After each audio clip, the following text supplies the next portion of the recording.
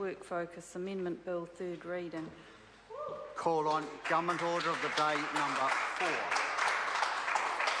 Families Commission Amendment Bill interrupted debate on the second reading. Members, when we were last debating the Families Commission Amendment Bill, Dr Rajim Prasad had the call and has 6 minutes 30 seconds remaining if he wishes. Mr Speaker. Dr Rajim Prasad. Thank you, Mr Speaker.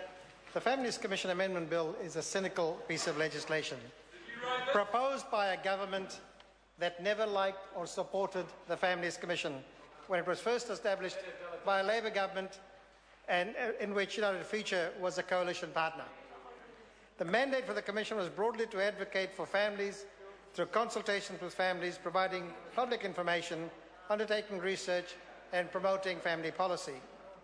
The national government is reliant on the support of United Future, so it cannot do what it would rather do, and that is to get rid of the Families Commission. Instead, what the Minister of Social Development has done, she has set out from day one to systematically destroy the Families Commission as an independent entity to promote the interests of families and provide information that they require. The Minister has been. I shall give the Minister evidence as to why that Minister's policies has set about destroying this Commission. If the Minister listens, she might understand the argument. This Minister initially appointed commissioners who had a track record for their somewhat narrow focus on families and their trenchant criticism of the Families Commission before they were appointed. One has to think about Bruce Kilbrow, who this Minister appointed as Deputy Commissioner, who was only interested in the types of parenting education provided by this organisation, and who resigned and soon after secured a government grant of $1 million for his organisation to provide parenting education. The other commissioner the Minister appointed was Christine Rankin. Now, her views are well known. Her claim to fame related to employment issues with a former minister. And she was critical of the Families Commission right from its inception, and she was never going to make any long-lasting contribution to outcomes for our most vulnerable families through this commission.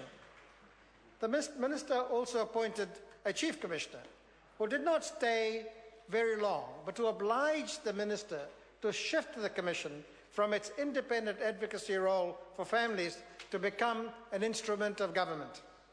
During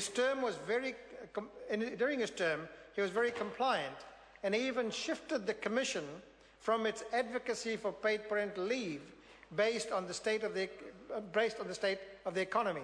The Commission's flagship position was to support paid parental leave. That Chief Commissioner shifted it and duplicate this particular Minister. And of course, this fitted in very well with the Minister's own analysis. Interestingly, the Minister did not oversee the Commission closely enough to avoid the spending of $411,000 on one staff member who became the Commission's highest paid official for the time she was there. A scandal indeed, and now she washes her hands of the whole matter. And now this bill reduces the number of commissioners to 1, who will not be the Chief Commissioner and whose role will be determined by the board comprised of members. So this Minister has no views on what the role of the Chief Commissioner is. So it'll just be another person in the Commission whose role will be Chief Commissioner. In every other Commission, it's the Chief Commissioner that leads the Commission. So again, a cynical approach by this Minister to effectively destroy this Commission. To demonstrate a total contempt for the Families Commission and position it on its path to ultimate decline, the Minister has appointed one of her own ministerial staff and close National Party confidant to now head the Commission, a person with no experience, no substantive experience in the various major responsibility areas of the Commission. But then this government is getting used to that. There's been another commissioner appointed elsewhere with a similar kind of background. This is further evidence of the Minister's cynicism regarding the Commission.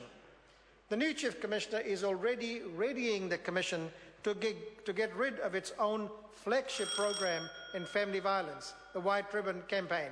and the Commission has had a clean-out of almost all of its senior staff since the present restructure, the second restructure under this minister's reign.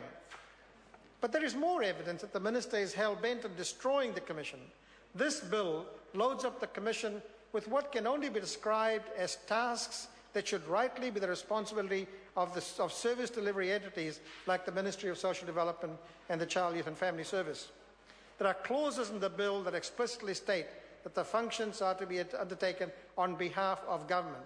So there is plenty in this particular series of actions by this Commissioner, this Minister, that it makes this Commission very vulnerable, and they are cynical.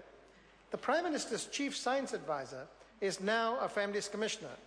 As at the Financial Review recently, it was clear to my side of the House that he intends to be his own man and to be a good scientist.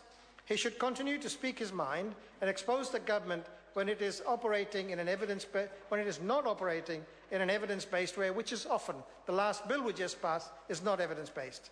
Much of the government's welfare reform is not evidence-based and, in fact, is contrary to good research. What this minister has done is position much of the work of this Commission to eventually be privatised and to simply be a monitoring arm of government. This is not the role of an independent commission of this type.